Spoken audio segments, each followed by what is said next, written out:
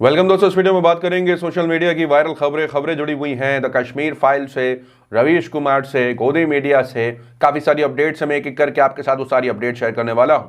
सबसे पहले शुरुआत करेंगे आपके साथ द कश्मीर फाइल्स के हवाले से। क्या अपडेट है? अनुपम खेर ने हिंदुस्तान टाइम्स की एक रिपोर्ट का सहारा लिया, या यूं कह लीजिए जो उनके फ्रंट में छपा था उसका सहारा लिया, जिसके अंदर यह लिखा था कि Israeli film maker Nadav Lapid now calls the Kashmiri files brilliant movie. आपको याद होगा 2 दिन पहले एक अपडेट निकल के आई थी कि IFFI के ज्यूरी हेड ने द कश्मीर फाइल्स मूवी को बताया था वल्गर और प्रोपेगेंडा मूवी। अब अनुपम खेर बता रहे हैं एक न्यूज सोर्स का हवाला लेते हुए कि किस तरीके से उन्होंने अपने बयान को बदल दिया है। अब जिस तरीके से विवेक रंजन अग्निहोत्री ने भी एक वेबसाइट का सहारा लेते हुए यही बात रखने की कोशिश करी, तंज के रूप में कहा कि ये इंसान दुनिया का सबसे ऑनेस्ट मैन है, यानी तंज के रूप में, तो दूसरी तरफ तारीफ के रूप में मोहम्मद जुबैर ने इसका खुलासा किया है, ट्वीट करके सामने रखा है, जहां उन्होंने द वायर को इंटरव्यू देते हुए इस पूरे मामले को किस तरीके से सामने रखने की कोशिश करी है। जी हां, इजरायली फिल्म मेकर और IFFI के ज्यूरी हेड ने बताया कि वो अपने बयान पर स्टैंड है और जो बयान हिंदुस्तान टाइम्स ने छापा है वो ऐसा उन्होंने बयान दिया ही नहीं। सुनिए क्या कहा। The report that you said the film was brilliant was carried on the website of the Indian paper, the Hindustan Times, and it claimed that you had said this to India Today. You are now clarifying that you did not say the film is brilliant. You never said that. Of course not. Of course. I mean, again, I stand totally behind every word that I said in this. अब अनुपम खेर और विवेक रंजन अग्निहोत्री फिर से कहीं ना कहीं troll होते दिख रहे हैं इस रिपोर्ट के बाद। दूसरी अपडेट शेयर करना चाहूंगा आपके साथ कि गोदी मीडिया के खेमे में क्या चल रहा है। अब आदत डाल लेनी चाहिए कि अब कुछ ऐसी मिस रिपोर्टिंग होगी, अब और बड़े लेवल पर उन बातों को दबाया जाने लगेगा जिन बातों को फिर भी बोलने का थोड़ा बहुत मौका दे दिया जाता था। कुछ इसी तरीके की रिपोर्टिंग देखने को मिली जब अंजना ओम कश्यप गुजरात से रिपोर्टिंग कर रही थी और बता रही थी कि प्रधानमंत्री मोदी का दौरा गुजरात में और किस तरीके से जश्न का माहौल और किस तरीके से उनका स्वागत हुआ। रोहन जी देखिए, प्रधानमंत्री नरेंद्र मोदी का जो गुजरात कनेक्ट है उस पर आंखें बंद कर लेने से वो कनेक्ट हल्का नहीं पड़ जाएगा। और इस बात को लेकर के जब वह सवाल पूछती है विपक्ष के एक नेता से, तो यहां विपक्ष का नेता उनको याद दिला देता है कि अगर आप एक बार भारत जोड़ो यात्रा देख लेती तो भी आपको कुछ इसी तरीके का महसूस होता। देखिए अंजना जी, आपकी खुशी देखकर कोई ताज्जुब नहीं है, पर मेरी आपसे एक विनती, अगर एक दिन आप भारत जोड़ो यात्रा में अगर चली जाए ना, तो आपको मुझे लगता है इससे डबल खुशी होगी। तो फौरन से वक्त की कमी की वजह से वो मामले को वहीं दबा देती हैं। देखिए, जब नेशनल लीडर होता है, आज देश प्रधानमंत्री यहाँ से लोग देखने आएंगे, नहीं सुन लीजिए।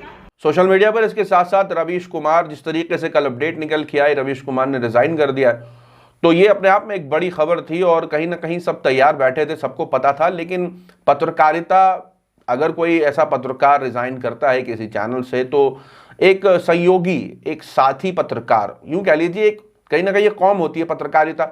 अगर अमेरिका में भी कोई ऐसा मामला होता है कि किसी पत्रकार को रिजाइन करना पड़ता है किसी मामले के लिए या किसी वजह से, तो इंडिया में बैठे पत्रकार को कहीं ना कहीं थोड़ा बहुत दुख होगा कि ऐसा करना पड़ रहा है किसी पत्रकार को। यहां सोशल मीडिया पर जश्न मनाया जा रहा था, और कौन जश्न मना रहा है, कौन तंज कस रहा है, वो मैं शेयर करने वाला हूं आपके साथ इस वीडियो में। लेकिन उससे पहले कि जब रेजिग्नेशन की अपडेट आई कि रवीश कुमार ने रिजाइन कर दिया है, तो लोगों ने उनकी सर्विस के लिए उनको मुबारकबाद दी और उनका कोट शेयर किया, जिसके अंदर रवीश कुमार ने यह बात कही थी कि हर जंग जो है वो जीतने के लिए नहीं लड़ी जाती, कुछ इसलिए भी लड़ी जाती है ताकि ये दुनिया को बताया जा सके कि मैदान में कोई तो था। साथ ही साथ रवीश कुमार की वो क्लिप भी वायरल हो रही है जिसके अंदर रवीश कुमार ये कहते दिखाई दे रहे थे कि सेठ के पास बहुत पैसा है मगर इतना नहीं कि रवीश को खरीद सके।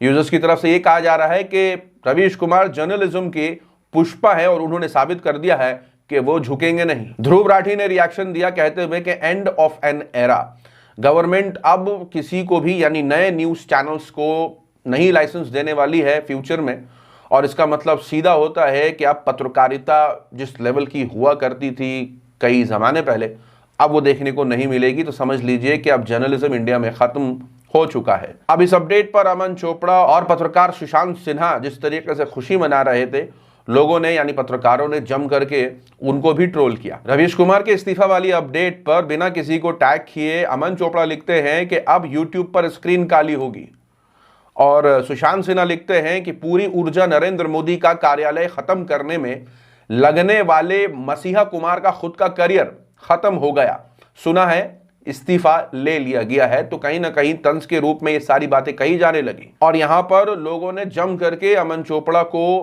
कहीं ना कहीं आईना दिखाने की कोशिश करी, ट्रोल किया। पत्रकार ने लिखा अमन चोपड़ा वाले बयान पर कि टीवी पर रोज जो तुम अपना मुंह काला करवाते हो उसका कोई मुकाबला नहीं है।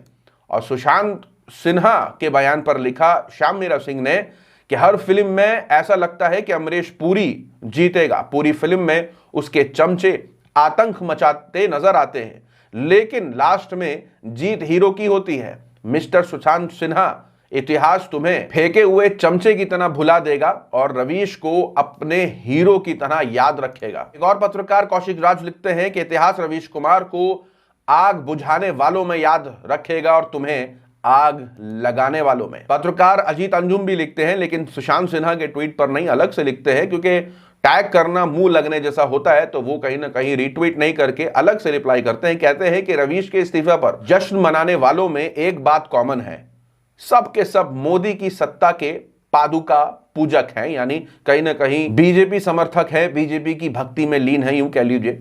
न्यूज रूम में रीढ़ की हड्डी के बिना वाले जो पत्रकार हैं वो सालों से इसका इंतजार कर रहे थे। साथ ही साथ शेर लिखते हैं रवीश कुमार के लिए, कहते हुए कि जहां रहोगे वहीं रोशनी लुटाएगा, किसी चिराग का अपना मकान नहीं होता। अभिसार शर्मा भी नाराज होते हैं और वो कहते हैं कि पहले तो किसी के करियर खत्म होने पर जश्न नहीं मनाना चाहिए और पत्रकारिता का असली धर्म होता है सत्ता से सवाल उठाना, पूछना।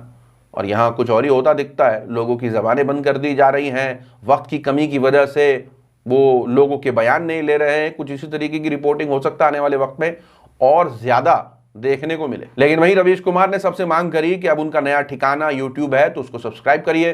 तो मैं लिंक दे दूंगा डिस्क्रिप्शन और कमेंट में, जरूर जाकर सब्सक्राइब करिए। लक्ष्य ये है कि ज्यादा से ज्यादा लोग उनसे जुड़ेंगे तो जो रिपोर्ट है, जो सही रिपोर्ट्स हैं वो आपके सामने जरूर आ सकेंगे। आपकी क्या राय इन सारी अपडेट्स पर कमेंट सेक्शन में जरूर बताएं। मिलूंगा अगली वीडियो में, तब तक के लिए अपना ख्याल रखें।